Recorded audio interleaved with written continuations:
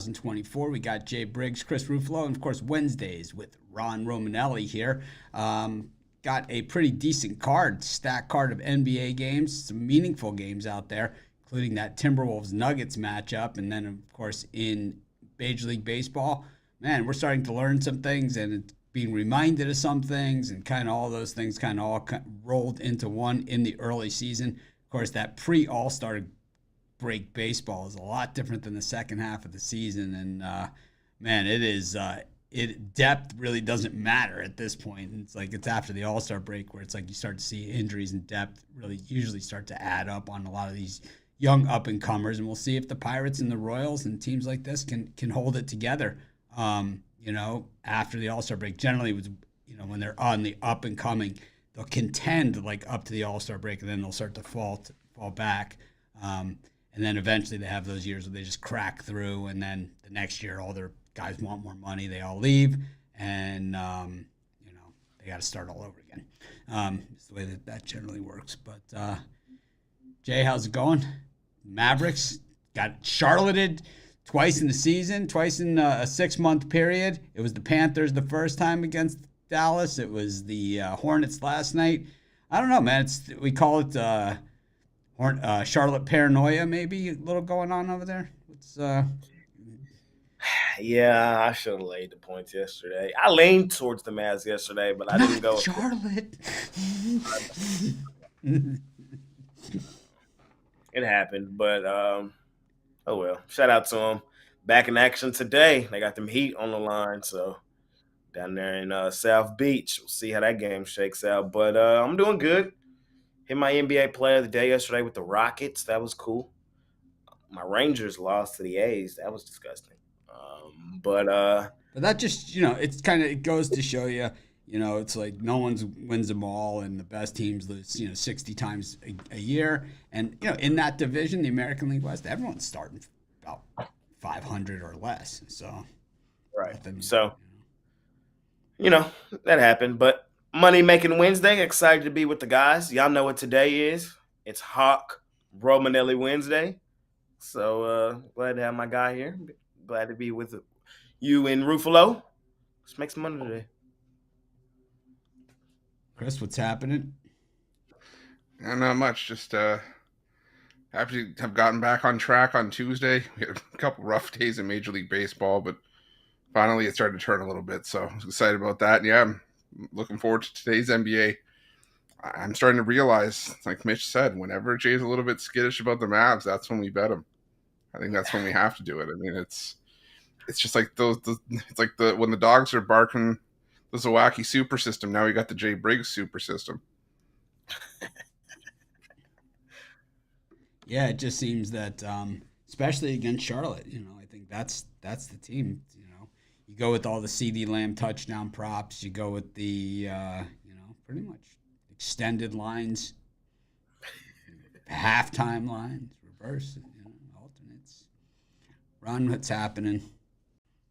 Good morning, Mitch. Yeah, I think with baseball so far, we mentioned how starting pitching information is certainly not everything. And I think this year, more than any, with pitchers going down, injuries early in the season, we're seeing a lot of no decisions. Pitchers aren't pitching deep into ball games, and we're seeing the bullpens dictate a lot of these games. We saw it yesterday for sure with a couple, walk-offs or extra inning games or just blown leads. And I think we're going to continue to see it, especially, these teams can't afford their aces to go down early in the season. And I think we're going to see guys go 5 innings. That's going to be like the new usual. So it's important to look at that handicap, that bullpen ERA and all the bullpen, relievers available. And I think that we're headed towards the era of baseball where long relievers and mid relievers and setup men are going to become premium players, just like closers and starters, because they are that important. And I think, when you look at some of these setup men throughout the years, I mean, the Brewers, they traded Hader. They felt their setup guy was good enough. And, of course, the Yankees, several years ago decided that, they didn't need John Wetland, that Mariano Rivera setup guy was going to be good enough for them, too. And I think you see it, happen throughout baseball. And it's, just these are the guys that are deciding the games. We saw it in Pittsburgh yesterday. where they couldn't get it closed down against the Tigers, ended up losing. And, how many of these games have we seen just over the first couple weeks decided in the last at-bats? I mean, Ron's been on the wrong side of a couple. Now he's starting to go to the right side. And I was on the right side. I'm starting to go to the wrong side. It's like, it's baseball. You can't, just like, I say the best teams lose 60 times a year. You just can't let it get to you, man. It will get you. But I think the whole idea with baseball, like I've always said, and I will continue to say it, it's a value game, man. And if you don't look for the value in the lines, you will lose money. So if you bet the run line and lay odds, you will not win money. I can guarantee you that over the course. And I will say, anyone buys a pick from one of our handicappers and it contains run line with negative odds, email me. I'll refund your money. I swear, man. And we will eliminate it in our system that you'll be able to do that going forward, because it is not premium. It is not a good strategy. It's the only thing you can do is lose money. There is no way to make money that way. So, because basically you're betting against yourself. You're saying that your pick isn't good enough to win. So you want to make sure that if you lose, then you don't lose as much. That's the only thing that that's saying. And it's like, why would it be a premium pick if you think that it might lose? It's like, it doesn't even make any sense. It's like, what is the benefit of laying odds and runs? It's two negative outcomes. Two negatives don't make a positive. There's nothing there that adds any value. If you're laying runs, you got to get paid off on it. You're not getting paid off. You're getting even money. You're getting your same bet amount. So you're risking more because you need the 1.5 and you're laying odds. So it's like you're risking double for the same payout. It doesn't make any sense at all. If you're better off laying minus 290 than you are laying runs and odds. You are. You're better off laying 350 than laying runs and odds. I don't believe in doing that. It's just not within my wheelhouse. There's tons of games on the board. But if you're laying runs and odds, it's worse than laying minus 270. It's worse. And we had a guy that was laying minus 270. I fired his ass. Ron was there. He knows. We had a guy that was doing it every day. He was laying minus 270, minus 270. We're winning. It's like, my people don't want that. I'm adamant about it, man. We have to provide maximum value to our Pick Dogs family.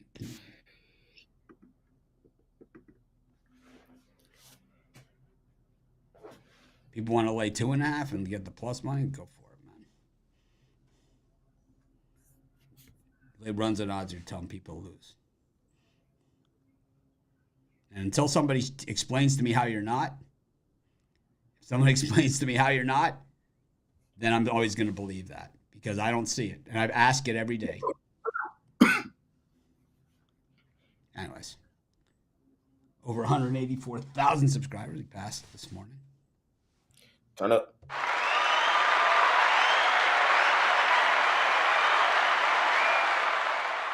It's team effort. Teamwork makes the dream work. Got 3 of the most popular videos out there. Ron's Rundown, Jay's Jam Session. The Reach Around. All represented.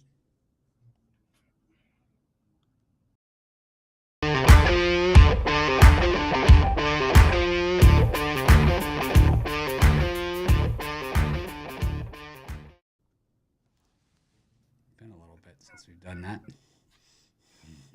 I love that bit. All right, what do you guys want to talk about first? Baseball, since we're here and it's early today? Let's get her done. Sounds good. It's all serious, man. Jay's all dialed in. Where's the jam session? Be up in a minute. When y'all see that camera, when y'all see me come into the show with the camera on the laptop camera, it's because the jam session's downloaded. So then when you see it flip, it's done download. This is Pick Dogs, generally reserved for our Pick Dogs insider community, which we don't have, but if we did, That's an Easter egg. that'll be in the behind the scenes at Pick Dogs documentary.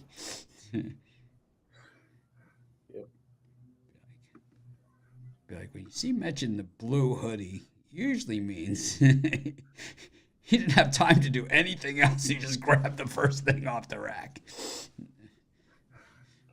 That's pretty much how Wednesday's always my busy day, man. It's always my busy day. Ron knows he's at meetings with me starting hours ago, and I've gone all the way through, up until right now. So a lot of good stuff happening with our new website. I'm really, really excited about it. I think you guys are going to love it, man. You guys are going to love it because it takes into account today's betting. And to me, that's the most important thing. It's like we can talk about like the way that things used to be, and you used to only be able to bet in Vegas, and you used to go to the window with a ticket. And Allen Iverson, we would cry about how he would miss practice. Now the guys, an hour before the game can decide they don't want to play. Lines go crazy. We just need to make sure that you guys are premium people, especially, are notified when the handicapper knows that this has happened and if something has changed. Basically, we don't want you buying a pick at plus 11, saying that they're getting 11 points and it's, they're only getting 2 when LeBron and AD decide they're not playing. Welcome to April.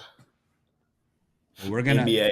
We're gonna be the lead. I know I can announce these things, that we're gonna do these things, because you know why? I know there's not another site on the planet that's gonna be able to do it. I already know it. Because you know why? Super expensive, and most of these people not willing to pay the money to service you guys. They're just do what they do, or they don't have the money. I don't give a shit. Anyways, I think part of it is like, it's like I always have been like one of those people, like, because like a lot of my life I lived like paycheck to paycheck, so it's like it's more my comfort zone, man. It's like I'd rather like go bare bones and go all in. It's like I don't get to do it anymore, but at least I get to fly by the seat of my pants on some other things. So, but it's like people always like, man, don't you get nervous making those bets? Not really, because I'm playing with house money, man. Yeah, I can see it. Anyways, if you haven't joined our email chain, this is the time to do it. One of my partners is running a whole email campaign about betting, and I mean this is like really, really good stuff. This is like the inside stuff. Micah is going to be on there and all kinds of stuff. Anyways.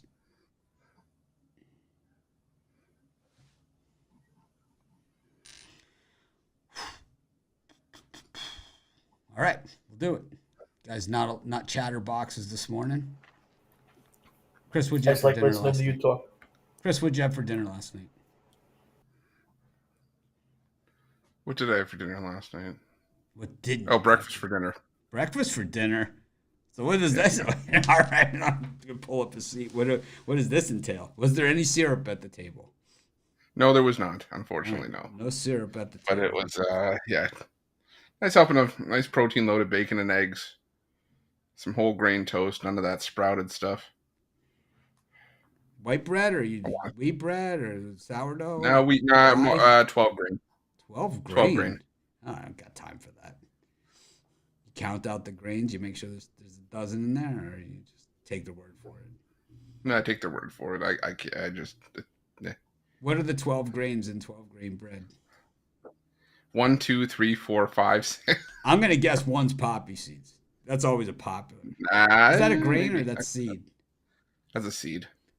Whole grain? Oat bran? Potentially. I don't know. Oh, wait a minute. Does that mean I did eat something sprouted? Oh, God. You could be headed right towards Sproutsville. You know what that does to your digestive system. If I have to go away from the screen for any. So that's it. So it's just a lot of protein, a lot of eggs, bacon, sausage, and toast. That's what the breakfast for dinner. Whoa. Who said anything about sausage? Oh, there's no pancakes, no French toast, no waffles. I didn't say that. I'm just saying. I'll tell you, man. In No, Vegas, no, I ate that Fruity Pebbles French toast, man. That's Oh my yeah, shit. you wouldn't stop talking about it. That's my new thing, man. I'm in. Jay had some of that. There's a place around here that does like Rice Krispie crusted French toast. That's really good, but not Fruity Pebbles. Yeah, Fruity Pebbles. They had it only in the VIP section. For good reason. Anyways, Bobby Miller's got a day job. He's pitching for the Dodgers here against Chris Paddock. Ooh, the stars come out for Wednesday afternoon baseball. And speaking of stars, Aaron Nola with that new contract. Ooh, he's worth the money. Up against Lance Lynn in Philadelphia. I cashed on the cards with the premium last night against fading Zach Wheeler, one of my favorite pastimes. Jay, what do you think of these two gems to start the day off? Everybody knows what I love doing, and that is fading the Minnesota Twins. We've cashed back-to-back days on that run line with the Dodgers. Call me a square, call me whatever, but sign me back up. I'm going right back to it. I'm laying the run line here with the Dodgers. I think Chris Paddock gets lit up. Bobby Miller has some good stuff at times. What? At times. What's the good stuff? At times. At times. He's got good stuff. Yeah, he's got good stuff. Just like I have good material at times, man. It's rare. I think today could be a solid outing for him. I'm going to lean towards the Dodgers run line in that one. And then sign me up on the plus money with Lance Lynn. Y'all know I love fading Lance Lynn, but also Aaron Nola is a fade too. Mitch has beat it in my head over the last 2 years. Fade Wheeler, fade Nola. I just hear it every time I see him. There's some validity to it. I'm going to fade him. Give me Cardinals plus money at home. Chris Ruffolo. Yeah, I'm gonna go with the over in that Phillies Cardinals matchup. Just two starters I don't trust at all. We gotta remember Lance Lynn led Major League Baseball with 44 home runs allowed last year, so I think he could give up a couple here. And who do you trust more? Who do you trust more? These starters or the guy in the YouTube comments that says "Trust me"? I love the trust me comment. Everyone knows that. It's like, just trust. I have some kind of emoji as a thing and a fake name, but trust me on this. The one I trust more, what I trust more is Ron gets the most. What I trust more is letting one rip after a slice of sprouted toast. That's how much I trust any of those guys. I'm gonna go. What brand was this toast? Country Harvest. I think that's what it was called. Yeah,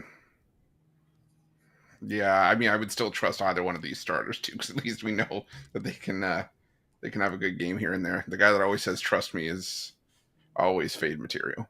But yeah, give me the over here. I think we're gonna see a few runs here. Bring a glove to the ballpark. This is probably gonna be one where balls are gonna fly out of the park.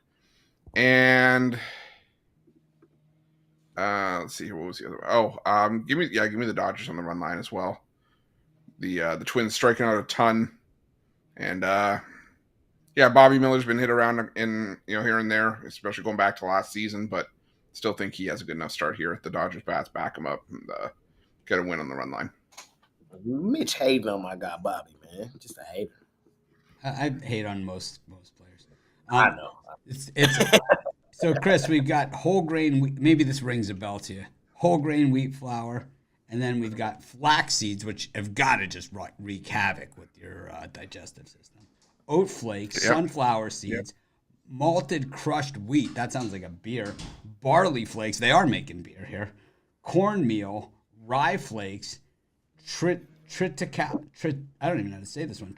Triticale flakes, brown rice flour, millet, which is what you feed the birds, quinoa, farro flakes, teff, which I think is a made-up word, buckwheat flour, and pumpkin seeds.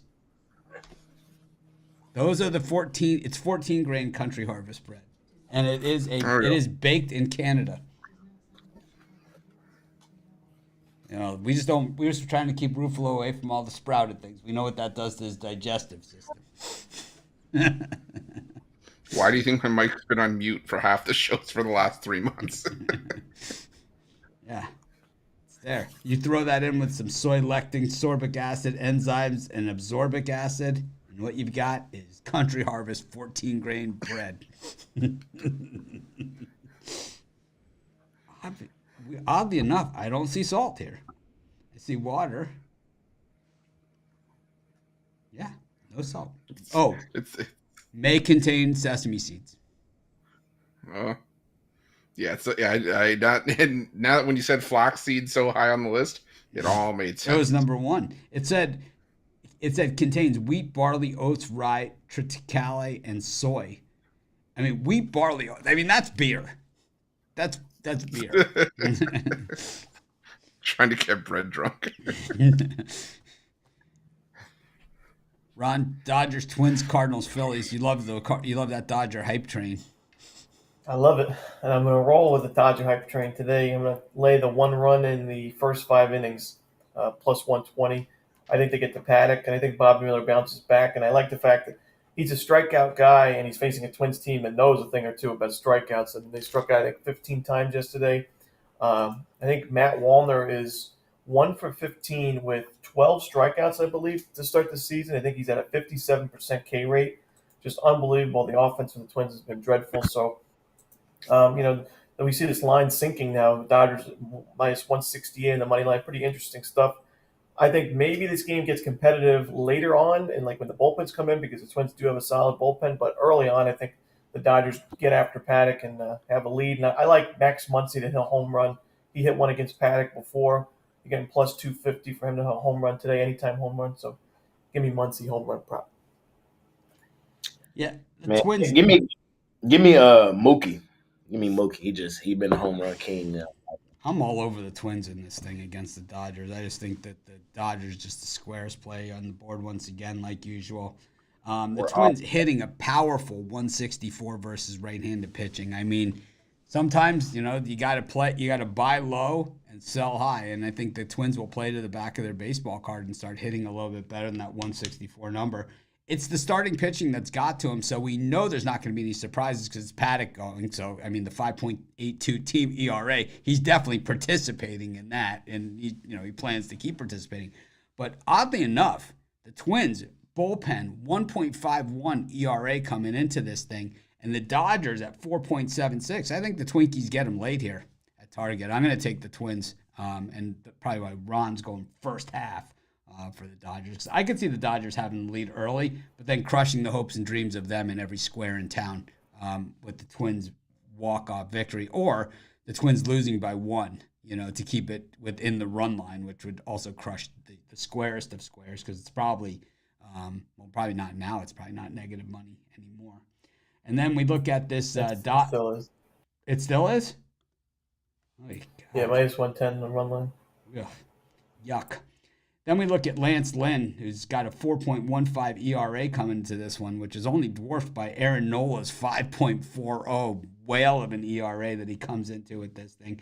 And let's not forget, I mean, discussions of bad bullpens, that 4.76 Dodgers ERA for the bullpen, we all know that bullpen blow-ups starts and ends in the city of brotherly love. These guys are known for having the worst bullpen. They've had the worst bullpen for a very long time, and they've continued on the tradition here in 2024. I'm going to take the Cardinals here. Better. What? Well, they're getting better. They were at 10.7. Now they're at last year. They were one of the better bullpens in the league. They're a punchline. With this lineup, they're hitting 206 versus righties. They got like $80 million worth of, at bats. It's like, I don't think so. I'm taking the Cardinals, and I think this one also could be an over. I think you can go over in these first 2 games as well. Parlay. Jay? Next 2 games. Okay. Blue Jays against the Mariners. It's Kikuchi versus Logan Gilbert. one of the rare pick'ems that we've seen this baseball season. And then we go to Colorado, where Austin Gomber large and in charge here against Chris's favorite, Tommy Henry. He's on the Ruffolo All-Star team. Roof loves him, man. Loves Tommy Henry. Love you long time. He love you long time. That could be my best. Ron doesn't even know the bit. He hasn't been here. He's just like, what are they talking about? It's like, where did they even come up with this? Because what happened was Strider got lit up, and so he texted Ruffalo, Strider carrying out the game plan, and he's like, oh, but we haven't seen Tommy Henry yet. And I texted back, Tommy Henry, love you long time. That's where that comes from. Anyways. Yeah, I gotta get not like a list of all the bits so I can catch up. Yeah, I know the inside jokes. It's gonna be like the binder that's got like 600 pages in it. And review the notes. Some are just gonna have timestamps of the morning show, just when you can. I see. Okay, Sprouts. All right, Sprout. Well, that's an old bit. Oh. Sprout. That's been with Mitch since '94. When my wife bought the sprouted oatmeal instead of my regular steel cut oatmeal, that's one that my stomach won't forget anytime soon. Anyways, Ron, what do you think of these two games? The Mariners burnt me last night, man. I thought it was a good spot for them. Yeah, I'm looking at that Diamondbacks-Rockies game. I think the Diamondbacks have a big day offensively. They've hit lefties well this year. We saw them get to Max Fried, Kyle Freeland, and Gomber, I think, can be thrown in there. They've had pretty good numbers against them, and I think they get on the board early. Tommy Henry, not my favorite option. I think the Rockies will be able to chip in some runs. So I like the full game over and the Diamondbacks team total over.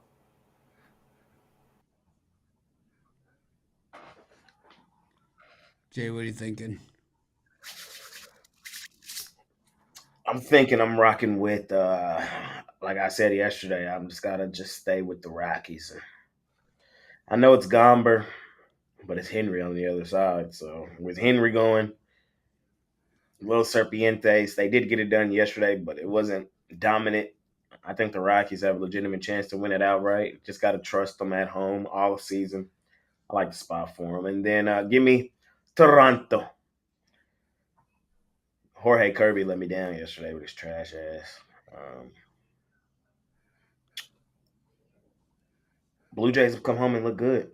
Mariners, they're overrated as always. And give me Toronto. Jay going with his fade every team in the American League West except for the Rangers strategy there on that one. Jay will fade them all. Jay will pick against the Astros today. He'll go against the A's because they're playing the Rangers. He's already against the Mariners and the Angels. Well, they're an automatic almost. So, but it somehow takes the Charlotte Hornets to come against the Mavericks. I'm gonna take the Angels. Fuck the Rays. You took the Hornets, man. I did not take the Hornets. I said the Mavs weren't a premium, is what I said. I don't think so. We're gonna have to go back to the tape on this. We're headed to Zwackiville here on this thing. Chris is like, I don't think I've got the time for that. Nothing more fun than watching Rod go bananas on putting words in his mouth. We've got to go to the tape. I'm tired of the Bundesliga. I can't do it. All right. I'm on the I'm going back to the well, man. I'm taking the Mariners. I thought that they had a lot of chances and they just never really got it together. Bassett so when it was 0-0, the Mariners had first and second. They were ready to go. They got nothing across. They ended up hitting into a double play with one out.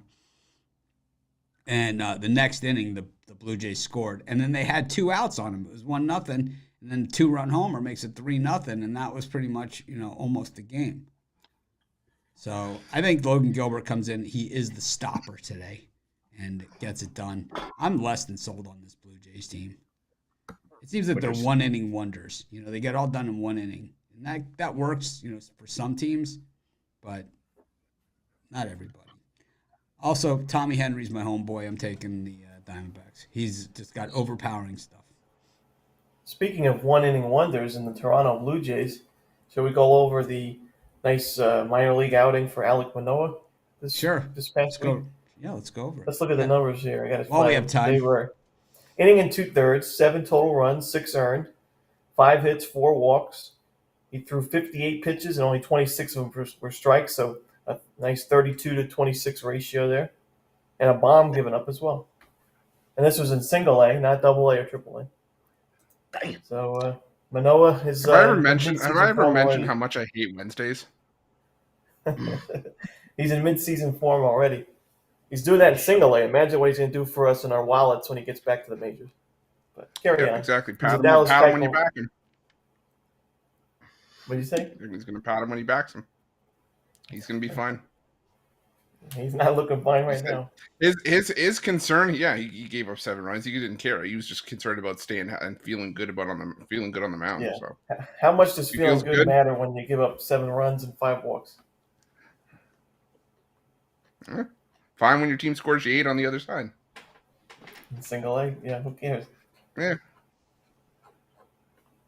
He's Chris, done. what do you got in this section? I'm going to take the Blue Jays with Yusei Kikuchi. Kikuchi was one of their nice turnaround stories last year. Had a nice start against the Yankees, and his time with the Blue Jays against his former team, he's had a ton of success. 11 1/3 innings of shutout baseball, 14 strikeouts, just 4 walks. Logan Gilbert on the other side, he's had issues with Toronto in his career, 6.95 ERA over 4 starts. And the Blue Jays starting to find their offense, and Seattle starting to stumble a little bit, lost 7 of their last 9. Give me the Blue Jays there. And give me the over in that D-backs-Rockies game. We didn't have a ton of runs yesterday. We only had 5 runs, but I think there's going to be a ton of runs long time in this game. Tommy Henry, I think, is going to get hit, and I think even if he doesn't, Austin Gomber having a start where he allows 2 runs in 4 innings, not sustainable for Austin Gomber. So give me the over, Diamondbacks-Rockies. Tommy Henry, love you long time. See if I love him today after he. Tommy Henry get cranked today. Wow. Jumping on the Gomber hype train over here. Dun, dun, dun, dun, dun. Let's go Gomber. I forgot there was a hit by pitch as well. I think the Gomber hype train just drove off the side of a mountain. The Gomber hype train. All right. We move on. There's been some slots. Got the Giants, Jordan Hicks, man, large and in charge this season, up against Patrick Corbin and the Washington Nationals. Chris is always Corbin. We got the Angels and Jose Soriano up against Zach Littell and the Tampa Bay Rays. This is me. Yes, sir. Chris, did you go? Did you have it first? I don't remember. It's okay. Go ahead. All right. Well, I'm taking the Giants because I always take the Giants. Just take the minus 200. Be arrogant about it. Lay as much as you want. It's an easy win. Thank me later on that one. Also, Want to lay the run line? no need. I'm just laying the minus 200 with Jordan Hicks. In fact, I'll lay 3.5 with Jordan Hicks as well. I'll also go first 5 innings. Also take the yes runs first inning and the over first 5 innings. Giants team total over for the game as well. Same game parlay.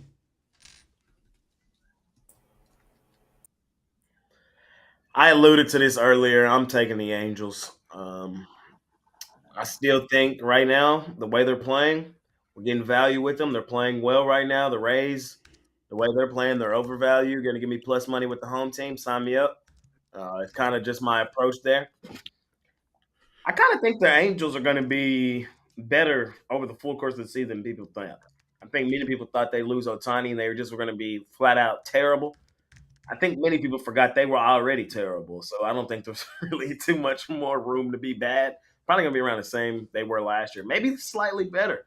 With my guy Ron Wash over there, give me them boys that plus money today against the overrated Rays.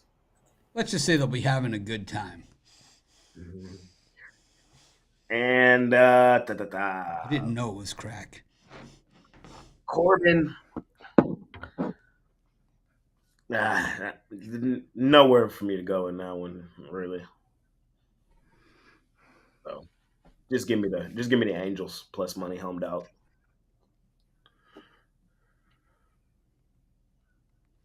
Chris? Yeah, I'm gonna take the Rays in the first 5 in that game. Um, I've already been burned with the Rays and Zach Littell start when he was in Colorado. He pitched well. It was 2-1 Rays after 5 or something like that, and then the Rockies scored 9 runs over the final 4 innings, including that walk-off grand slam. So to me, it's just crazy that we talk about the Rays, that this bullpen that was sort of the catalyst for the opener strategy in baseball just a few years ago, and how they prided themselves in their pitching staff. All of a sudden now has the worst bullpen in ERA in baseball, like +7+. So give me the Rays in the first 5, negate that the Rays bullpen. I'm gonna take a shot on the Nationals. I can't believe I'm doing it with Patrick Corbin, but I just think the Nationals have won 6 straight against the Giants. I don't know if it's going to be sustainable for Jordan Hicks. It's nothing I'm going too heavy on, but I think it's just worth a sprinkle for a couple bucks. Nationals. I'm going to go with the Rays on the run line. Littell's been really sharp this year, and I'm not worried about the Rays bullpen long term. It's obviously been ugly to start the year, but the Coors Field Series is definitely going to hurt those numbers. And I do worry about the Angels long term as well. I think they could be worse than where they were last year. The bullpen's still not great. The starting rotation has not been great, and the lineup, they benefited from playing the Marlins early in the season, but other than Mike Trout in the top of the order, that bottom of the order is really not great on paper. And with Rendon struggling, I just don't see the Angels competing for too much longer. So they have a winning record now, but I don't think it's going to last. And I think the Rays getting plus money on the run line is worth a shot. So I like Soriano. I think he's got a lot of potential, but his control is a little bit concerning. He gave up 2 home runs his last appearance, so don't love that against a Rays team that had 12 hits yesterday. Finna get their ass struck out today. Let's go, Angels.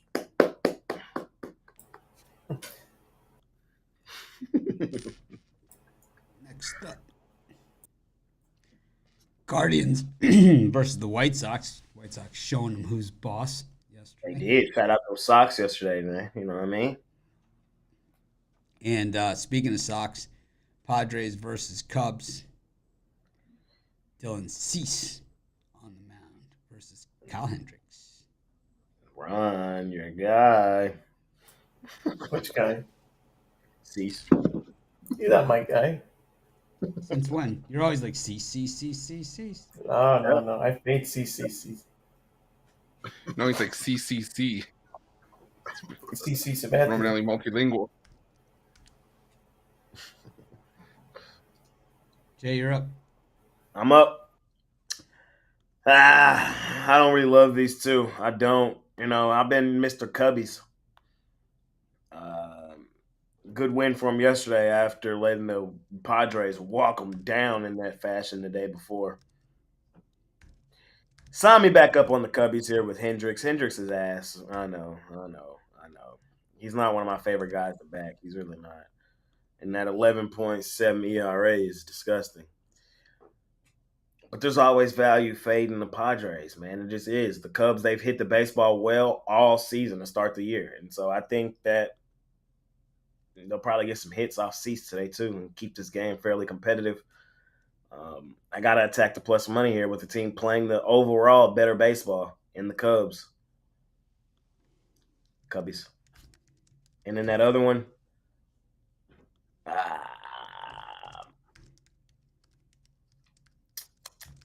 White Sox was a nice hit yesterday. I don't know if I necessarily want to do it again, so probably should stay away.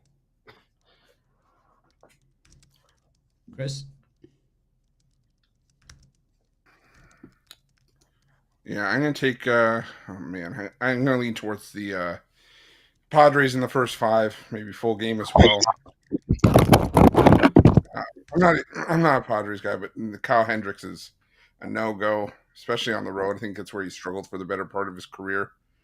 I'm gonna go back to the well with the under on the White Sox-Guardians series. I know we didn't hit it yesterday. The runs actually came early and often. I think we had a 7-run first inning, but even with Eric Fetty and Tanner Bybee, I think it's gonna be a low scoring game here, even if it's a one-sided matchup, whichever way it goes. I'm gonna be on the under in the White Sox-Guardians.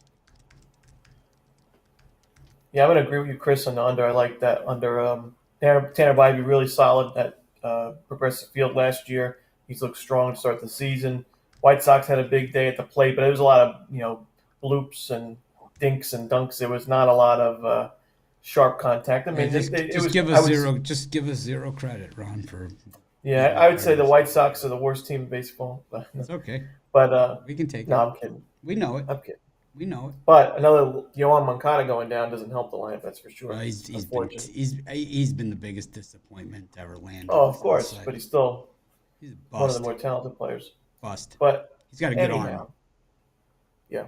You got Eric Fetty, the 2023 KBO MVP going on the bump for Chicago. I think the Guardians get to him for a few runs, but not enough to get us over. I see like a 4-1, 5-1 kind of final score in favor of Cleveland. I'd rather just take the under. I like the Padres' big run line in this one. I think they just bust up Kyle Hendricks something fierce. Dylan Cease spent most of his career in the hitter's ballpark. Petco way more of a pitcher's ballpark, so it's got to be favorable conditions for him. Kyle Hendricks has been ass on the road his entire career, so I don't know why that changes. Let's go Cubs. I like the White Sox, but I don't like them here. I'm going to go Tanner Bibby. I'm going to lay the -245 or lay 2.5 runs. I think the White Sox stringing together road wins just isn't something that they do. So I'm going to take the Guardians and lay it on.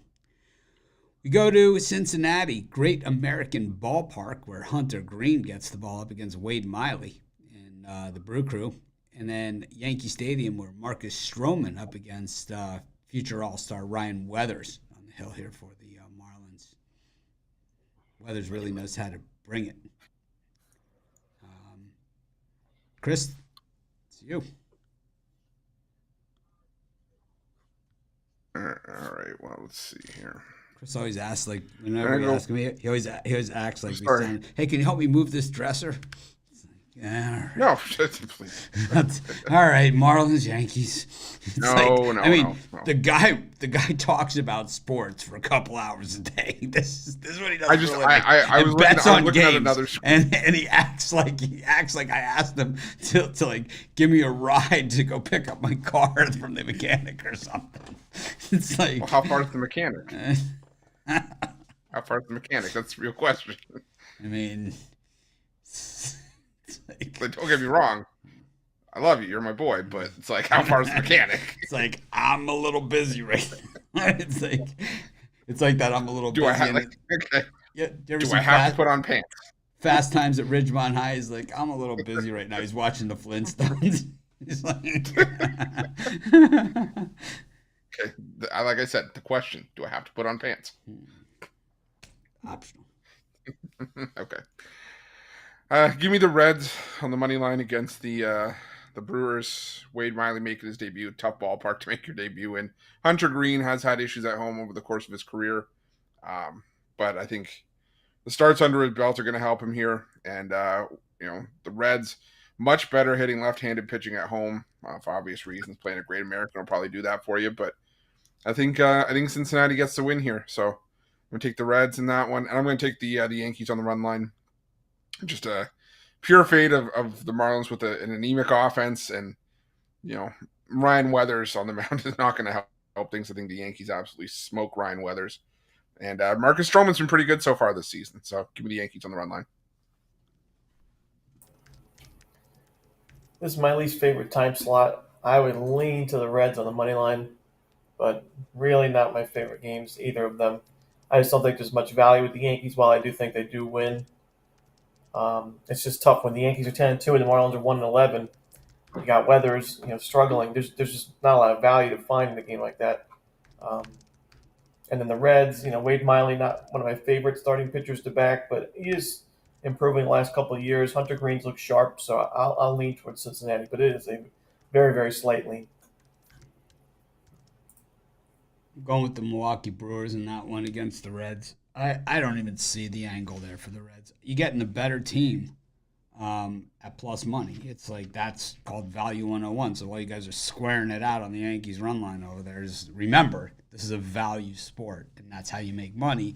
You don't need a winning record necessarily. You just got to find the value. So getting plus money on the better team, right? The better team, the Brewers, the team with the better record, better roster, more. The Brewers might have people see them taking a little step back, but really I don't see it. And then you got the Reds and Hunter Green, who's been nothing but disappointing his entire career. All the value there's on Milwaukee. If you hunt it, you can get around plus 120 on that thing, which makes it even more attractive. So that's where I'm at in that one. Also, you look at the pitching staffs from top to bottom, and let's see what this Reds team bullpen ERA 4.99. I'm uninspired. Okay. What's the Brewers? Brewers is a tighty. On the road, it's on the road. So the Reds bullpen, the Reds bullpen on the road at home is 5.16, balloons to 5.16. Well, the Brewers is a tighty 3.79 on the road. Yeah, but on the road now it's Great Americans, so that don't matter. Stop twisting it, man. Don't be a hater. Listen, don't be a hater. I'm a hater. 4.81 overall, still better numbers. Yeah, better. Are you sure? And I'm going for the Marlins here. I think this is the sharp special right here. This is the one where you just take it, you just put it away, take a nap, wake up and cash your ticket. Just when baseball is the sport for this one, man. Just when teams are just feeling comfortable, just when it looks like the easiest of easy wins, just when it looks like everything's going their way, all of a sudden, the World Series champs, I don't care if it's the Rangers losing to the A's or anything like this, they all become the Minnesota Timberwolves, man. Everyone has their day of the house of disappointment in baseball. It gets spread around, and I just can see the Marlins finding a way in this one where Ryan Weathers finds that second gear and only gives up 3 or 4 runs in this thing. And the Marlins, have guys in this lineup. I mean, they're a playoff team last year. They have a better lineup than what they had the bulk of the season last year. Chisholm's healthy. Bell, at first. I mean, these guys are a better team than this record, man. It's if their bullpen wouldn't have fallen apart in a lot of those games, this team's 500 at worst. If you take the bullpen out of it. But unfortunately, they have the bullpen. And I think there's so much value on the Marlins here. In fact, I'm going to bet it again. Everybody knows I love the money Marlins. I love the Marlins, man. But as we discussed yesterday, only one team currently on the do not bet list, and it's the money Marlins. I'm just gonna just take my money and just bet the Yankees money line and just get in and get out. It just is what it is. Just get in and get out. Stroman, he's on the list of my guys of pitchers. I know, Mitch. You could put me in the square, but I have no problem being in the square box sometimes. Just give me the Yanks. I'm just taking money line. Until the Marlins wake up, I'm fading their ass. It's really just that simple. Now, will that mean I probably will be late to the party? Maybe. But that's okay. Because I've already thrown away too many units trying to catch the falling knife. I hate catching falling knives, and I can't catch it here with the Marlins. I got to roll with the Yanks. And in that other one, though, Mitch, I do agree with you on the Brewers. They're going to give me the better team at plus money. I like the Reds. De La Cruz. Oh, my God, man. He is so fun to watch, bro. He is having a series here against these Brewers. Matter of fact, give me a De La Cruz home run today, and a stolen base. But I still think the Brewers prevail and get the dub there. I gotta attack the plus money there, so that's what I like in those two. Give me Judge still ain't hitting a home run. He can't because I ain't seen nobody gassing on Twitter yet. You know they gonna gas it as soon He as hit he a home does. run. You hit one? Yeah, he hit one. Yeah. Could remember Raul was like, saying he's gonna hit back to backers. Okay, yeah. Somebody hitting one for the Yanks. I'm trying to think who my best guess would be. I guess I'd say I'm Stanton. going to call it Anthony Volpe. Volpe been balling. Stanton's hitting the ball really hard. Yesterday, at least, he really hit the ball hard. I think I'm a roll with Judge today though. I think I'm a roll with Judge. See him getting one off Weathers the lefty. Give me Aaron. So I like in this slot. All right. Next up, got the Red Sox and the Orioles pitching change since my video. Cutter Crawford in for Pivetta, who ruined my day because I love fading me some Nick Pivetta. And then Alan Wyman's getting the nod here for the Bravos up against Jose Quintana and the Metropolitans. Ron, yeah, these are your guys, man. Yeah, I'm going to go with the Red Sox. Got to fade Cole Irvin. Struggled in that first game, 7.2 ERA through that first one against the Royals. And Fenway Park, not a great place for a pitch-to-contact guy, in my opinion. I think the Red Sox, while their numbers against lefties aren't amazing out of the gates, I think they'll be able to get to him. One of the big problems they've had is striking out too much against lefties, but Irvin doesn't really strike out too many guys at all, so I don't think it's going to be a problem. I like Cutter Crawford. I think he's pitching well. Now, he is somebody that, similar to Pivetta, struggles a lot more at Fenway than they do on the road, but I still think he'll be good enough in this game. And I've mentioned that Orioles bullpen. They're on regression alert, in my opinion. I think they're one of the more overrated bullpens in baseball. And that's why I'm not high on the Orioles this year. Not as high as other people are, I should say. I still think they're a playoff team, but a lot of people put them in the World Series already. I say pump the brakes. Slow your roll. I agree with you on that, Mitch. Chill. Slow your roll. Ron, early World Series pick. So you Royals. Give me the Royals. Feed me Bobby Witt. Royals money line every day.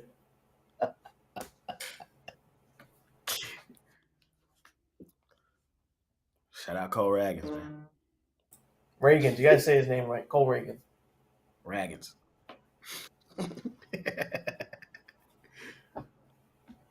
Fair. But in all honesty, Royals. I don't know. There's no team that. He's only Yankees asking you looking that good, so you say the Rangers. Yeah, of course. No, I definitely have the Rangers. No. I'm pitching out of the bullpen for the Rangers today. They're calling me up. That pitching staff's a mess. I know.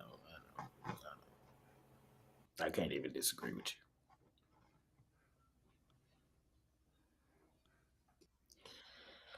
And I can't doubt Bobby Witt Jr. I'll never doubt him ever since I seen Mitch cash that reverse run line on that grass. Oh, that was one. That was my best bet last year too. That thing. That was awesome. I'd never forget that shit. I draw it up on the telestrator. That was against Duran too. Their best, their closer. I'd never forget that. The 100-mile-per-hour fastball to left center. Baseball, baby. It is baseball. What you doing here, Mitch? You on them O's? You fading their ass. I'm taking the Orioles. Why not? Senor Square. Yeah, something like that. Something like that. Cole Irvin, I mean, he does have that Phillies bullpen experience. That's always going to endear yourself to me. All the O's need is Vince Velasquez. Oof. He's available. And I don't know, man. Mets Braves over. I don't know. I don't love this game. I hate Jose Quintana. I hate Winans. I guess I'll take the Braves. I don't love it. I mean, I know the Ronniacs are melting down on the Braves this this year. They melted down on the Rangers last night. They lost it. They lost their shit on the Rangers. I'll say the Jamsters don't really melt down in the fashion that the Roniacs do. Oh, the Roniacs, man, they melt down, man. The Jamsters get mad. The Jamsters get mad. I feel like it happens to Ron though, even if he's not on that team. They're just gonna blame him. I took the Nationals money line the other day when Snell was pitching, and come on, Giants, what are we doing? Bounce back today, Ron. It's like I took the Nationals. That's the funniest one. To bounce back today. Yeah, I love that. It's the funniest. Bounce back, 9-4. Yeah. So what you taking that Braves game, Mitch?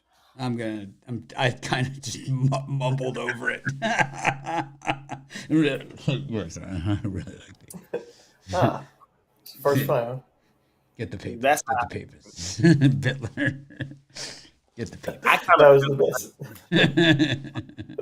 I don't. I guess I'll take the Braves money line minus 165. I mean, I don't love it though. I don't. Have fun. I know. I like fading the Mets. I do love doing that, but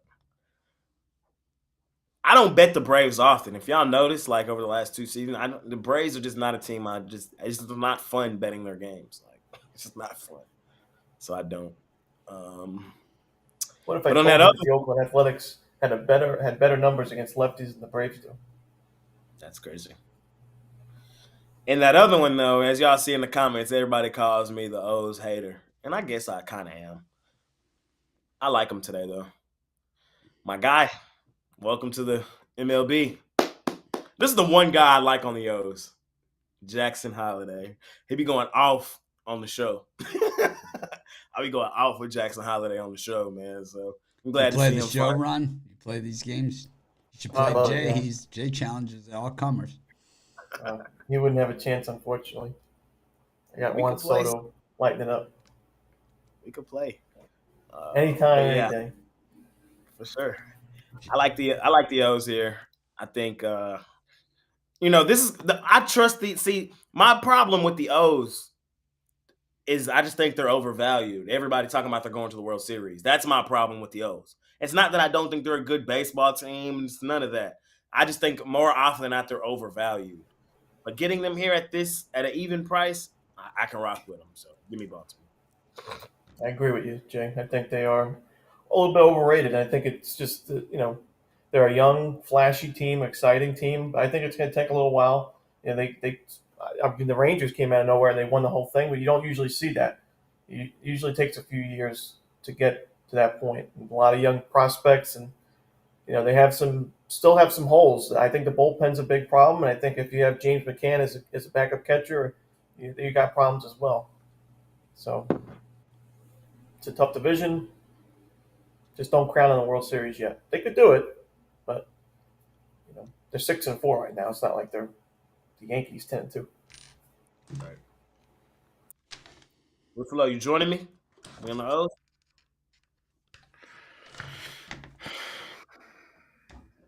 That one's tough for the two. For me, I'm taking the Mets against the Braves for sure. I mean, I'm not an Alan Winans fan at all, and I still look at this Mets lineup, and we've talked about it before. This is still a decent lineup with guys like Alonso, Alvarez, Beatty, Lindor. And we're starting to see them finally, come around and I don't want to say play to the back of their baseball card. I can say it because Mitch left, so he's not going to call me out on saying it. But they're starting to come around a little bit. And the Atlanta Braves, I don't know. This team, this team's going to be fine come May, June. But I don't know. Right now, I think there could be some value going against them. So give me the Mets. And yeah, I'm going to Ruffalo that Orioles Red Sox game. I'm excited to see Jackson Holiday though, for sure. And by the way, ask Brian Biller how it went playing Ron in the show. He had a complete and utter meltdown. You smoked, Brian? I think we played once, and it was pretty close because he bought the entire. That was all it. the cards. He's like, I spent all this money on my team, and Romanelli beat the crap out of me. He had like an unbelievable. I was like, how does anybody even have this team? But he put like thousands into it. So I had like a standard team, and it was close because the game wouldn't let me win. But even teams, I'm pretty good. Jay, you know when you play 2K and people like spend their life savings on VC to build up like an 8-footer? That's basically what. That's basically. So what how does Fiddler this did work? with his... You buy your players? No, not usually. There's multiple modes. But the main mode is Diamond Dynasty, which is basically like where you get to make your own team from all the players that are in the league. You know what I mean? So you can have players from the Rangers, some from the Mariners, some from the Yankees. You can just pick who your guys are. But some guys cost more than others. You can either be careful. You're going to make Mitch's brain melt here. Okay, this is overload. It's like fantasy baseball. And, it's fantasy baseball with money involved. Yeah, I don't spend anything. No money spent. Romanelli's like, I earned my team. I earn it. Well, I think the show is the best when it comes to that. Like Madden, you have to buy things. Like there's microtransactions, but MLB does a good job of. I've never even heard of this before. You would love it, Mitch. Not right. I don't think you'd like it at all. Yeah. This is like everything that Mitch hates about baseball. It's like fantasy baseball. It's a lot of fun. I've played it since I was little.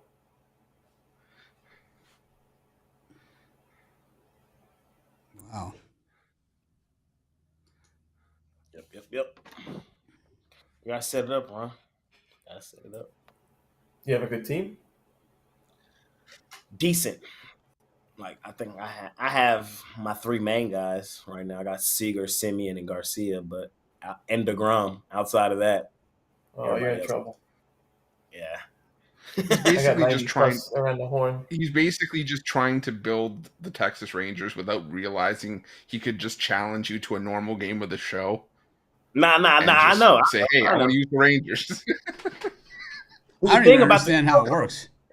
The thing about it is, Ron, the reason I don't have all the players is because there was just that glitch in the game to where you could use everybody. For the longest. Co-op. So, yeah, and co-op. That's mainly what I play when I play. I play co-op with a friend. Oh, okay. I got you. But, yeah. Don't worry, I might take co-op in the show? I never knew that. Is there co-op? Yeah. Co-op. I didn't know that. That's the best way to play. You both choose three players. And then three pitchers, a starter, and two relievers. Oh, yeah, it's on. All right, Jay, we're running co-op when I get the show. I bet. Not unless I'm not playing. Yeah, we're challenging Romanelli. Romanelli and Bittler. Oh, God. No. Senior square and the junior sharp. It's like the weird stepfather that wants to hang out with the kids. Oh, jeez. All right. It's like, I can play too, guys. Okay.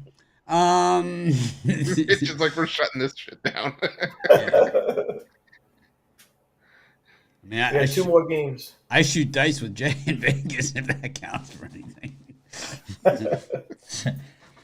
Let me show you how to place the hard 10. The funniest part of that whole Vegas trip for me that I can always go back to and just chuckle is anytime we were just walking around. It didn't even matter if like we were just like in like a quiet casino or something.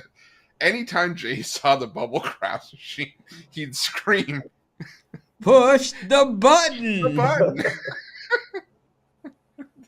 What was the one about the shooter? Everybody get shooter. It's easy. Like, just press the shooter button. It's like we're walking through a library and out of nowhere, push the button. You could be having a nice dinner. So anybody could be the shooter. I played at a table, and who does Bobby like? If you could pick a person who Bobby looks like, who do you think he looks like? Because I'll tell you Mark the one that he Cuban. gets the most. Mark Cuban. He always gets Mark Cuban. He looks like Mark Cuban. Yeah. And I've seen like groups of drunk young kids all thinking it was Mark Cuban. When I was walking back to my hotel the night we were leaving, someone did a double take, and I heard him go by and say, "Is that Mark Cuban?" Yeah. He gets it all the time. Oh my god, that's funny. Yeah, he gets it all the time. It's like you won't see me creeping out on MLB The Show, but I will bring Jay over to the crapless craps table for a couple throws. Crap. Weird. I don't like it. I never win at that. I never see anybody winning big at crapless craps. Push the button. It's easy. Just push the shooter button. I love when it says hot shooter. That's my favorite. Hot shooter. Ron has no idea. They only have it in Vegas. Yeah. I don't really know craps at all. Yeah, Yeah, we'll teach you.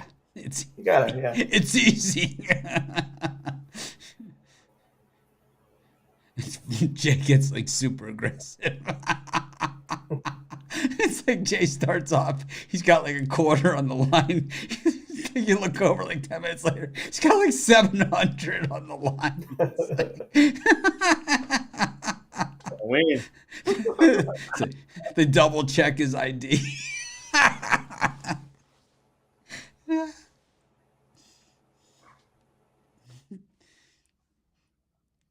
Who am I to play God?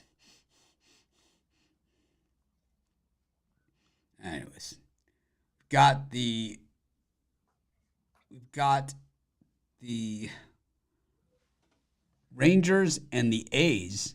Ooh, Ross Stripling making an appearance. And the Royals and the Astros. Hunter Brown, unfortunately, scratched. And it's Spencer Arrighetti, their top prospect.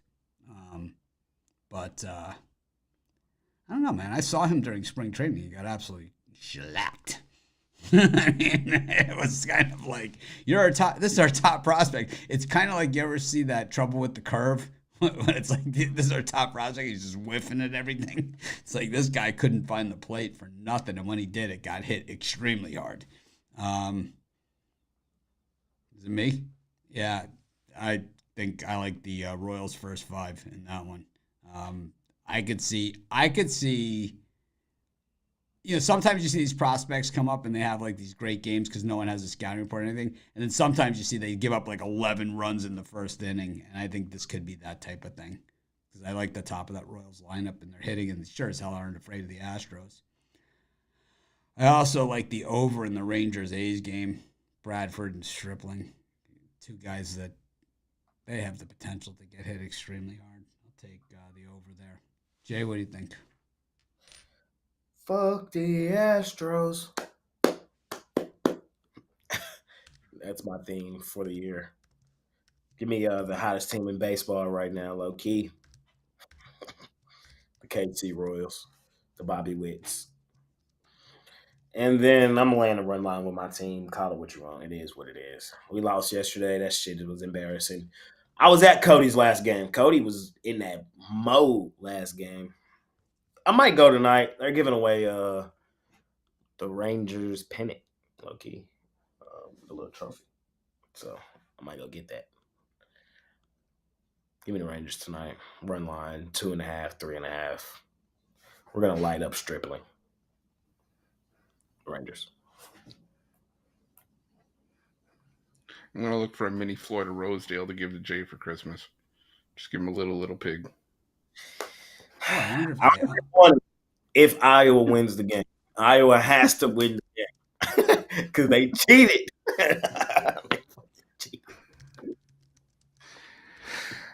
Oh man. Yeah, give me the Royals here as well. I know Seth Lugo probably pitching over his head a little bit. I mean, we're not used to seeing this kind of sustained success from Lugo. Arrighetti, really good in the minors, strikeout machine, analytics darling. He studies his analytics, I think, more than any other minor leaguer I've seen. But the problem for Arrighetti is that at times he misses his spots, and that's what you can't do against this Kansas City Royals team that has been crushing right-handed pitching all year long. Whether it's Bobby Witt, Michael Garcia, MJ Melendez, Sal Perez. This is a really good hitting Royals team right now that's playing really well. And I think the Royals get it done here. So give me the Royals on the money line, and lean towards the Rangers run line for me there. Fade of Ross Stripling more than anything else for me. I sent you a little something in the Skype there, Chris. That needs to say Iowa versus Minnesota. Oh no, that's established. Never mind. I need that. I need it next year after that.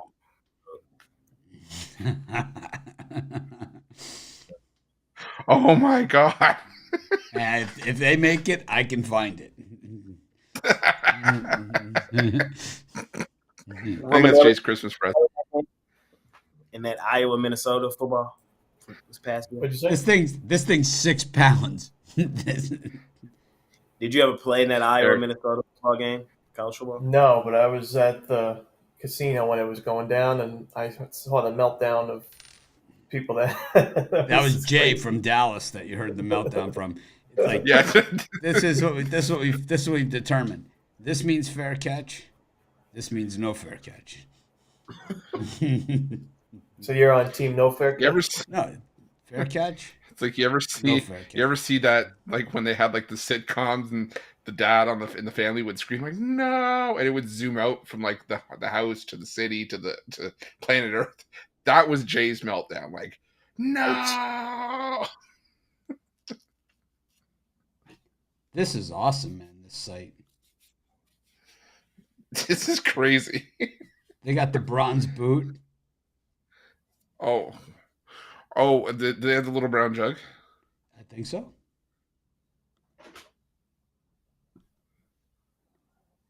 Yep, the actual size little brown jug, $175. No. Yep.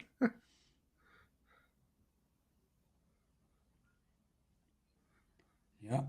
And they also got Paul Bunyan's axe. What's Paul Bunyan's axe again? Is it Nebraska? No. Paul Bunyan's axe is Minnesota, Wisconsin. That's it. Okay. And before they played the Paul Bunyan's axe, they played for the one that you care more about, and that's the slab of bacon. True story. They used to play for the slab of bacon. Worst change of trophy prize ever. And it started in 1930, the slab of bacon. Oh, they make Floyd of Rosedale hats. We should wear those for the game next year. I'm telling you, we're getting Jay that for Christmas. Oh, Jay's gonna have to clear some of those pops. Yeah, you're gonna have to clear some of the Funko Pops. You're getting a little big. Jay will be holding it up after the game. You were gonna do the morning show that day. He's gonna be sitting there holding the little pig. Onyx is gonna be like jumping up on it. It's like, hey, what about me? That's my spot. This is an awesome site. I never even knew this one existed. I would add all these for my set. Oh boy, have we found something to replace some of the bobbleheads? It's like, no, I have to get a bigger set. More oh jeez. See, I'm already messing. You see, I'm messing with the camera because I'm moving everything up. I have that white space up there. I'm doing that because I'm just seeing what it looks like underneath. I got the Dick Vitale. I won my eBay auction. Nice. Yeah, it's a beauty. Oh, God, I lost my kid from the Duran bobblehead. Someone was hungrier, like the wolf, didn't you? The Motley Crue bobblehead came the other day. That thing was massive. Signed. Right on the forehead. That's great. Yeah, that's where you want it signed, is on the forehead. Yeah, that's true. And it says on the back.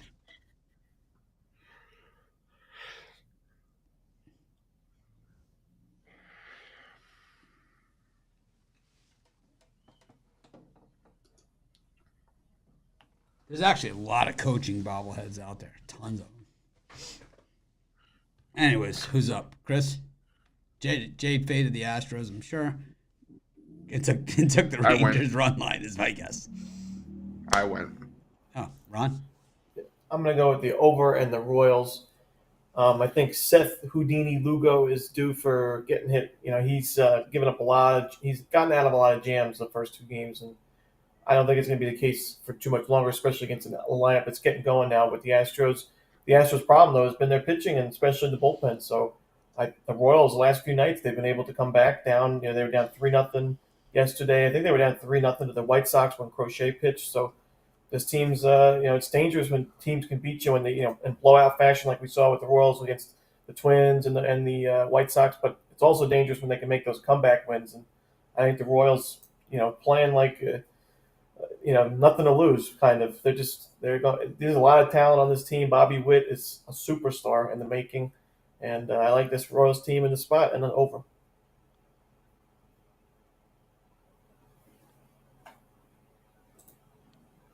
All right. NBA.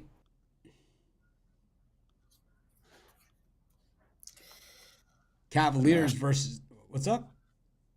I said the National Basketball Association. Yes, the association. The association.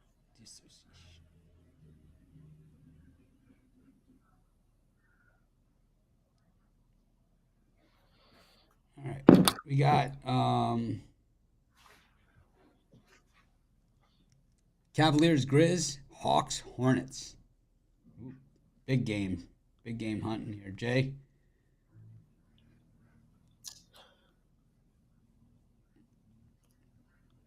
I like both favorites.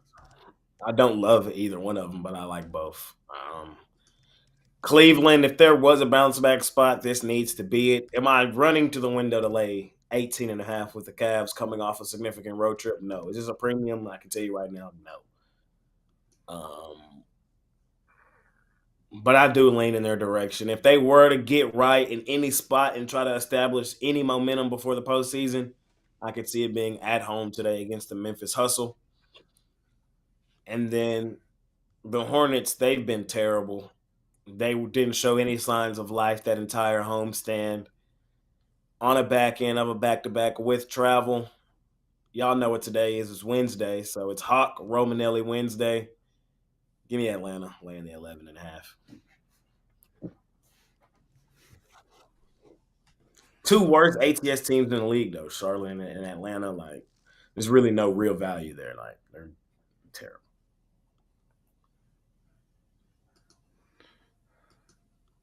Yeah, it's the lesser of 2 evils in that one. It's like, which one do you really want to, try to back? I'm with Jay here. I'm not trying to, hitch my wagon to either one of these teams right now, any of these teams, but I'm leaning towards the Hornets plus the 11.5, just because I have a hard time laying double digits with the Hawks to begin with. And they've been one of the league's worst teams against the number on the second half of a back-to-back this season. That's all it is. But yeah, I'm not running to bet either one of these games.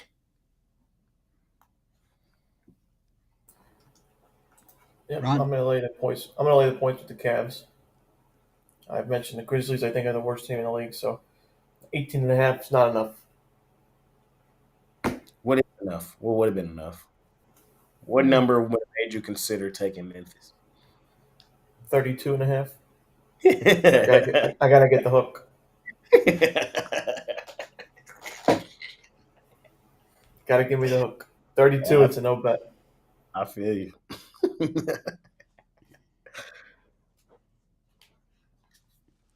Grizzlies for me, man. I don't see I don't see how you lay this kind of points with the Cavaliers. They are straight ass, man.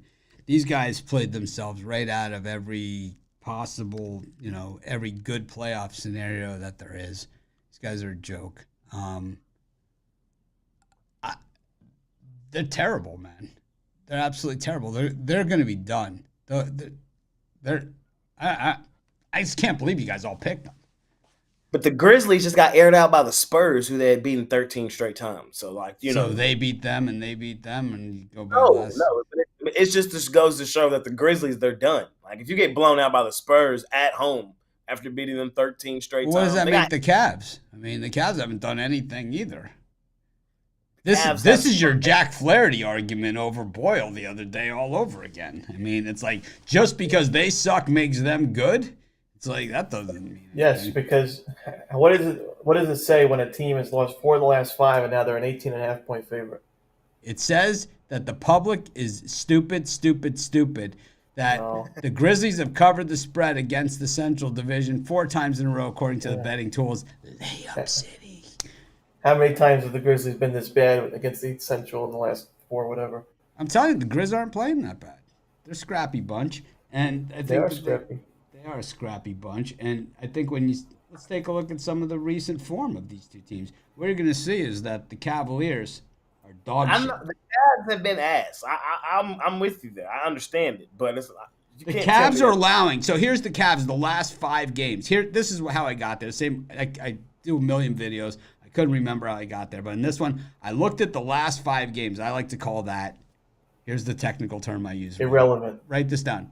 Recent form. Okay? Recent form. The Cavs are allowing in their last 5 games 120.2 points per game to the Grizz, 103.4. 17-point differential on the other side. Meanwhile, the Cavs are averaging 7 points more per game. Teams are shooting 52% from the floor against the shit-ass Cavalier defense and 48.6% from the perimeter. That is basically called shoot-around.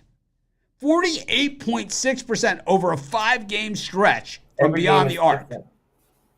But that was a better shooting percentage than Ruffolo from inside the key at March Madness. But to be fair, you have to play the who they play game. It was Denver, Phoenix, LA, and the Clippers. All 4 teams battling for severe. Oh, not the Clippers, man. In the West.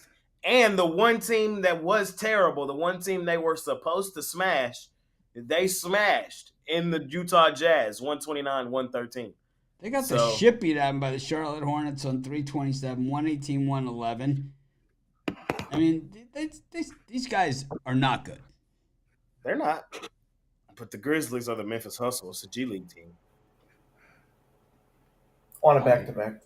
That 102-87 against the Spurs was a lot closer than the score. Trey Jameson's their leading scorer last game.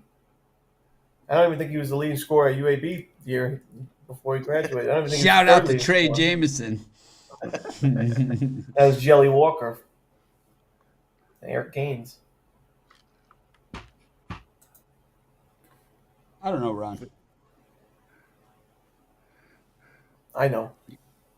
What do you know? That you can take a team that hasn't won in forever and has played like straight ass and lay almost 20 points with them. Yeah, I told you I'd lay 32. I'd lay 31.5. I'll take 31.5. Even money. I'll take 31.5. I'm taking the Grizzlies. I'm going to sprinkle on the money line in this one as well, just to get the crowd going. And I'm tempted to put a hat on the line here. And then the Hawks-Hornets. Oh, it's all Hornets for me. Hawks are ass. Romanelli Wednesday. Hawks. Yep. Next week will be the playoffs, right? Play-in? What day does that start?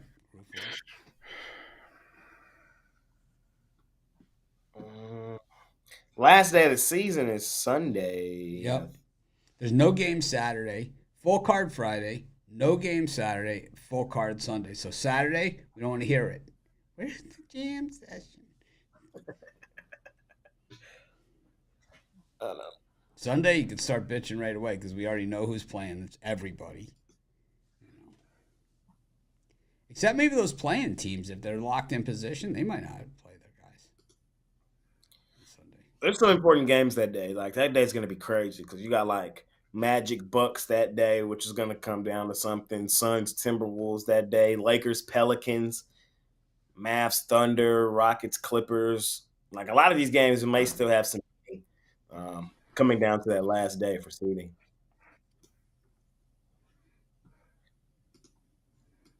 I think there's only like one playoff matchup right now that's set in stone, and that's Mavs-Clippers. Everything else is up in the air. Clippers. Jay's got his tickets already. I cannot fucking wait to fade the Clippers. Fade. Series tickets.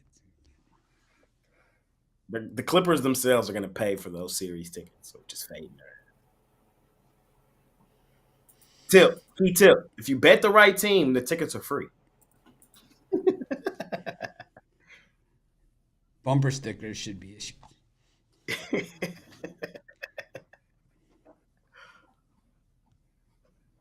Who do you like in that series, Ruffolo? He's a Clippers guy. Ruffalo's like he's quietly like Clippers, Cubs, Dodgers. It's like, these are all names that come out of his mouth on a regular basis.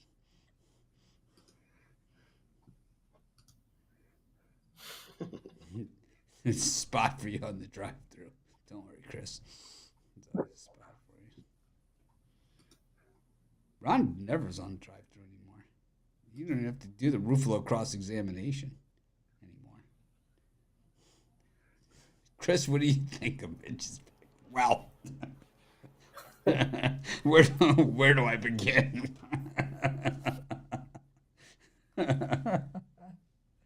Nets, Raptors, Heat, Mavericks. Chris? The quiet one. 14 grains in. Yeah, I'm gonna take the Mavs here. Still leading the league as a road favorite, 18-4 against the number. Also second best team in the NBA against the spread on a back-to-back at 10-3. Obviously, both teams need to win here. Turn me up. But obviously both teams need to win here for sure. But the thing that scares me about the Heat is that they had that double overtime game yesterday. So quick turnaround. I have no idea why the line dropped 3 points. I checked. I don't see Luka. I don't see Kyrie on any injury report. So I'll take the Mavs, laying the 3 here. It's because it ballooned in the first place is really what happened. It opened 1.5. Then the Heat went into that double overtime game, and it jumped to 6.5. And then it kind of just has been creeping back to where it's been all day. I just think like at the time people were overreacting to the Heat losing yesterday, and then that's what happened. Me personally, Roof, I think that's what happened with that line.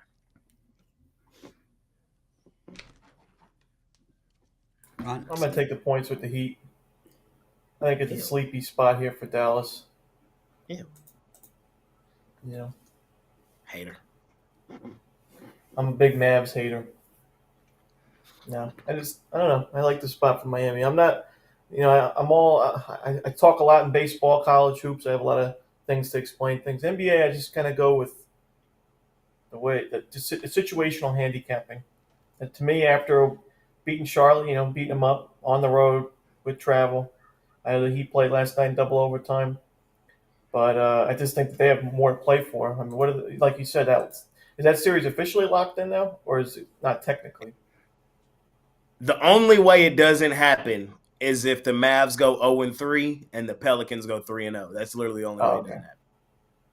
Well, the Heat could still find themselves in that playoff spot if they, what's grab still a in the wins. air is the Mavs can still get to the 4 seed, but they need the Clippers to lose out, and they got to win out. So technically, you're right. They don't have a ton to play for, a little bit though. Yeah, the Heat have quite a bit to play for because they can get to the 7, they can get to the 6, 5, maybe even the 4. It's possible. So it starts with a win tonight. So give me the Heat. Just a lean, not my favorite. Taking the Heat and the Nets. Screw the Raptors. They're a mess. I'm embarrassed for them. Taking the Heat because I'm a homer. And that's what I do. Unapologetic. 17-2 last 19 are the Dallas Mavericks, just straight up. And one of those losses, Luka Doncic did not play, and they covered that game against the Thunder on the road. So technically, with Luka, they're 17-1 last 18. They're the best road favorite in the NBA. They be balling at this road favorite spot. What are they? Hold on, let me pull it back up. The Mavs, they are 18-4 as an away favorite. I can't step in front of them right now. It just don't make sense. Miami, they should have lost yesterday, and I had them. They should have lost yesterday, and I don't know, bro.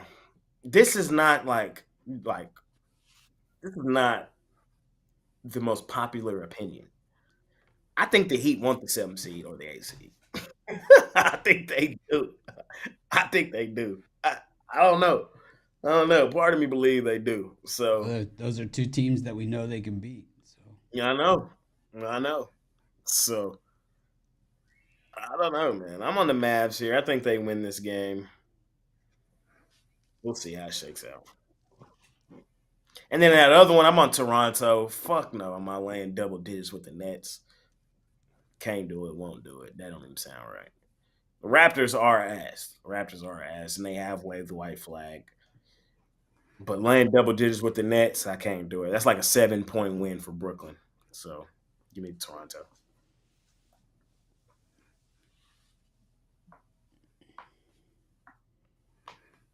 Chris? I'm on first in this one. Oh, okay.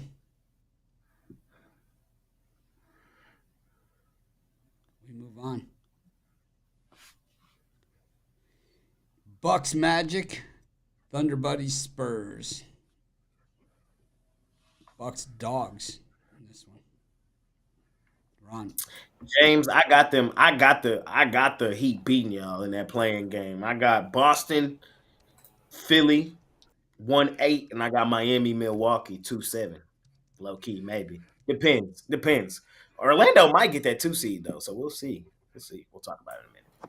I think they could. I think they win tonight. I like Orlando. Not known to be a great road team. They've lost the last 2 road games.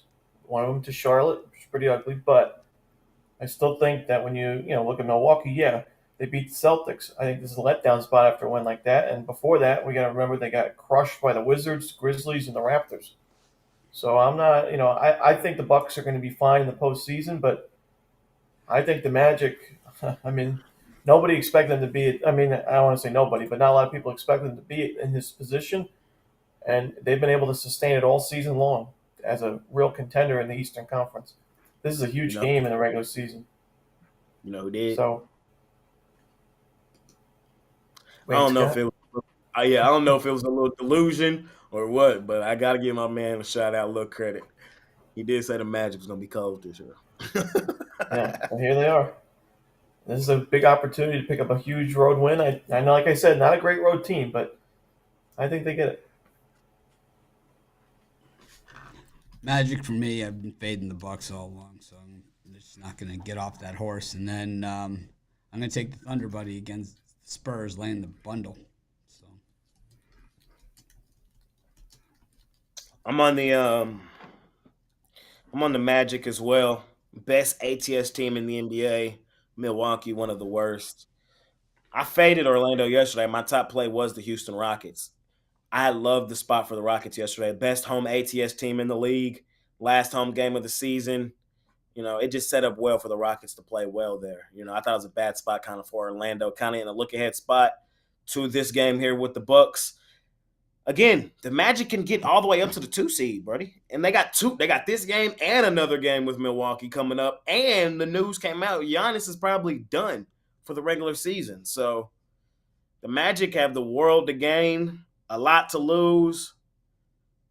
In all honesty, I wouldn't be surprised if Milwaukee trying to duck Miami or Philadelphia in that 2-8. I mean, in that, you know what I mean? I know this sounds crazy, fam, but I need y'all to understand that these games do be being played. Who would you rather play? Miami, Philadelphia, or Cleveland? Cleveland.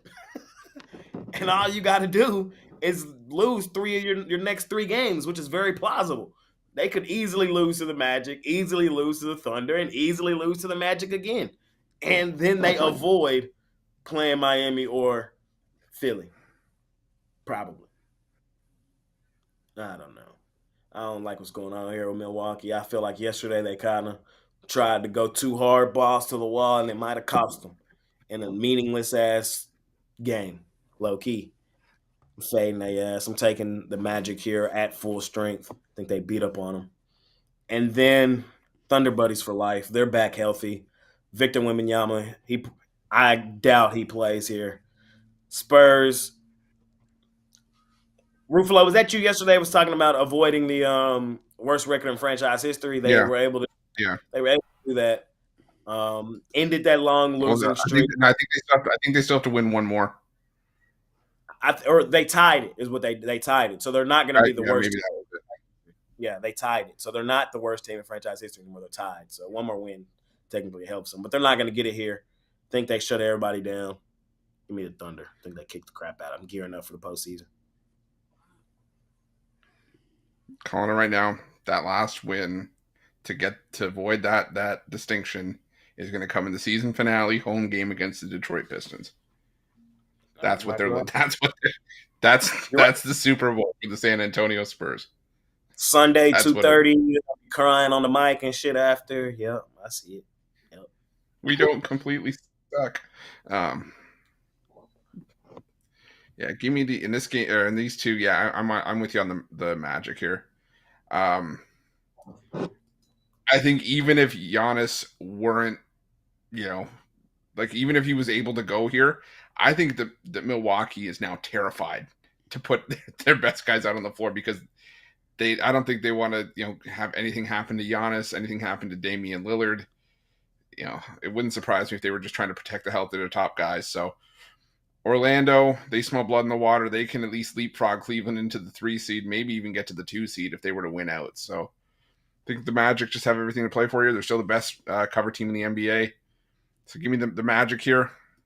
And give me the over in that OKC San Antonio game. Even if it's a blowout, I could see us getting into the 230s, 240s. The last 2 meetings have seen 250 points and 254. I know it was a healthier San Antonio team at that time, but still, 120, 125, 126 points from the Thunder means you only need 100 from the Spurs, and even a banged up Spurs team could get there. So give me the over in Spurs Thunder.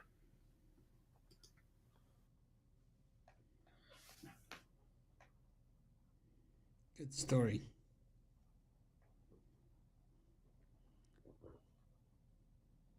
Are we at that point?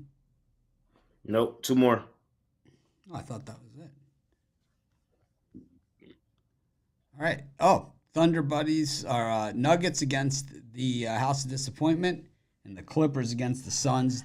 Nice start for the Suns last night. Was it 56-6 in the first 5 seconds? Man, that was the best start I've seen from the Suns, man. Shout out to them. They really tried. They really, They're terrible, man. They really showed that they wanted to play yesterday. Ridiculous, man. I'm going for the Nuggets here. Just, the Timberwolves just continue to show up in these games, time and time again. I keep picking against them, and they keep beating me. So, might as well just crash and burn with who brung me. I'll fade the Timberwolves one more time. I'll take the Chicken Nuggets. Jay? I'm on the Nuggets as well. They go stupid, dummy, crazy at home at the crib. First seed is on the line here. Both teams 55-24. Currently, the Timberwolves are the number 1 seed because they hold the tiebreaker, but everything on the line here for the Nuggets. In all honesty, I want to just take money line. I don't really want to lay the 5.5. The T-Wolves, do be balling. They did just beat them in Denver recently, like less than 2 weeks ago.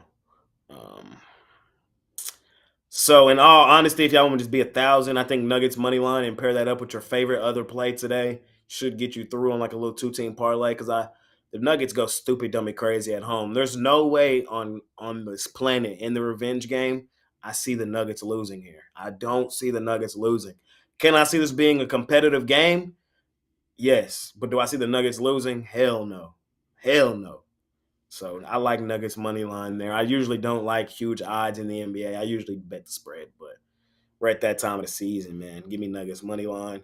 And you know what? I might just pair it up with Suns money line. It's probably what I'm going to do. Fuck the Clippers, respectfully. I know they kicked the crap out of the Suns yesterday, but we also know about the quick revenge spot, man. The quick revenge spot always seems to seem like it happens like this. I know we're in LA.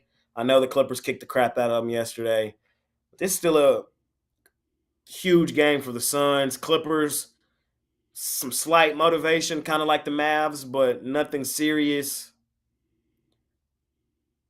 I'm going to take Phoenix here in that one. I'm going to go money line. Maybe a Phoenix-Denver two-team parlay, but I think there's something even better out there you can pair that Nuggets money line with and probably get you some real money today.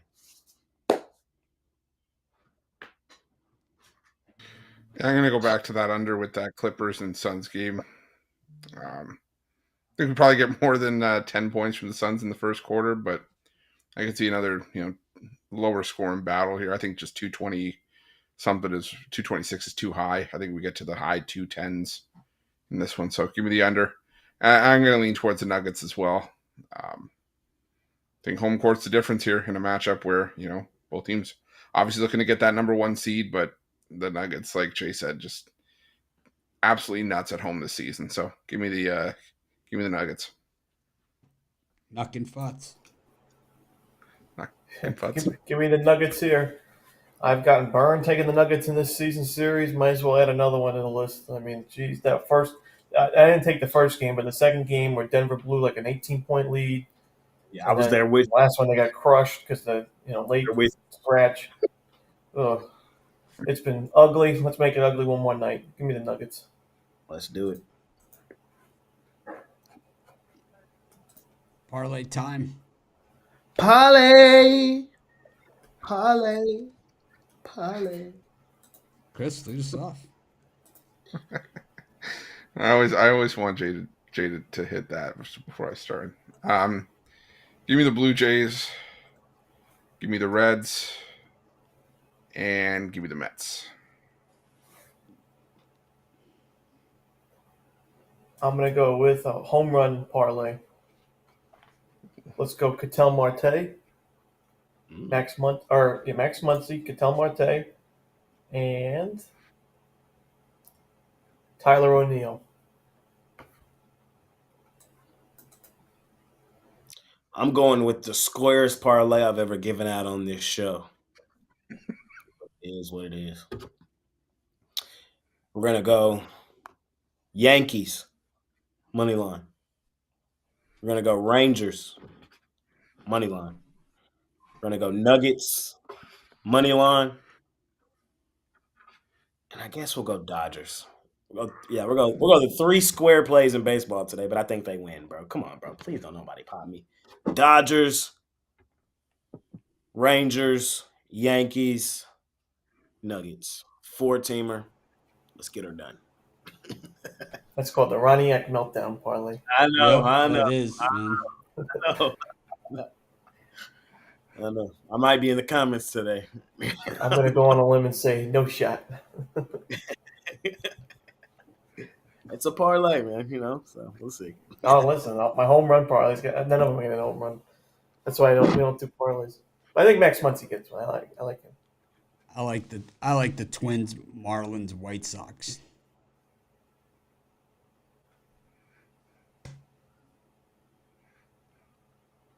Money.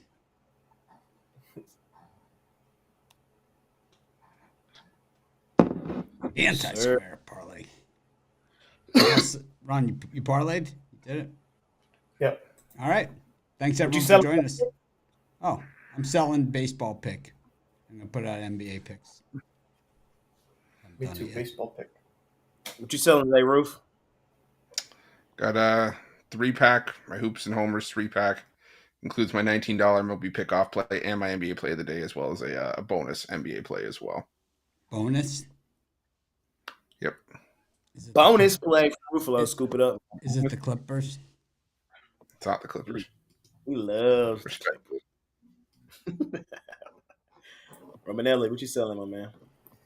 I got my rundown best bet in the MLB, NBA Player of the Night, and of course you can check out my MLB Season Pass. Get you all my plays starting to heat up on the diamond. I got my NBA Player of the Day. We've hit 3 straight, looking for our 4th. We've hit 10 of our last 15. Trying to keep that rolling. I was really waiting on some news with this last play. I might have 3 NBA today. We'll see. So the 3-pack might pop up here in a second. Still kind of waiting to see this news. Y'all know NBA roster manipulation season. We know what be going on, but I got y'all. Scoop it up. Pick Dogs Premium. Money making Wednesday.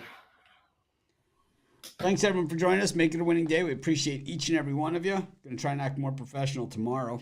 It's a 3-man show before we prepare for Costi Fridays. Okay, Diddy. Pathy rears his ugly head. I'll keep y'all updated on if me and Ron get to man. You know, I'm gonna keep y'all updated. Yeah, I think you guys should play it on the live show, man. I think you guys should do it on a live show. I think it would be it'd be fun. We could have the game on the screen and then have like you two guys like the reaction shots, you know, inside the picture-in-picture. We can do it. I can easily do it here, man. Shody. I think it would be fun. It would look like our regular morning show. Ron, what system do you have? PlayStation. Okay. Me too. What kind of system? MLB it don't matter, but I just wanted to know. Yeah. What kind of system? Oh, it does if you got the Switch. Yeah. What kind of system you think? It's like a DS.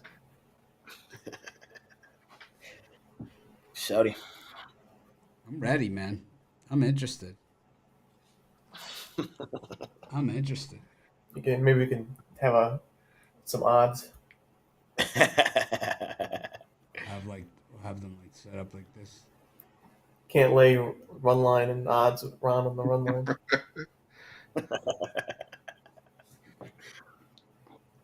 I'm gonna get on to that. I gotta update my team. I gotta get ready. Sounds like it's game on here.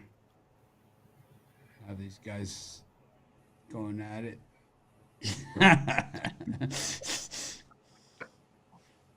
Jayception. Have them like this with the game going on. What do you think? I think we're in. All right. Thanks, everyone, for joining us. We'll let you know. We'll do an update. I think it'll be fun. I think we should do a tournament with our viewers as well. Beat Ron, beat Jay. Put up prizes, some swag. We'll do some Pick Dogs gear, some bobbleheads. Just throwing it out there, man. What do you think? You guys in? You down? You're playing anyway. I know you guys. I know you guys are doing. Smoking dope and playing video games all day. Make it a winning day. We appreciate each and every one.